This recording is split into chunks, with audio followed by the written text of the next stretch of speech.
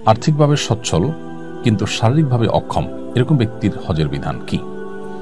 আল্লাহ যাদেরকে আর্থিক সচ্ছলতা দিয়েছেন তিনি হজ করে আসা মতো টাকার মালিক, কিন্তু শারীরিক সঙ্গতি নেই। এরকম ব্যক্তি সুস্থ হওয়ার যদি সম্ভাবনা থাকে তাহলে যখন সুস্থ হবেন তখন তার উপর হজ করা ফরজ হবে, তখন তিনি হজ করে ফেলবেন। আর যদি তার সুস্থ হওয়ার সম্ভাবনা না থাকে তাহলে সেক্ষেত্রে তিনি অন্য কাউকে তার এই টাকা দিয়ে বদলি হজে পাঠাবেন।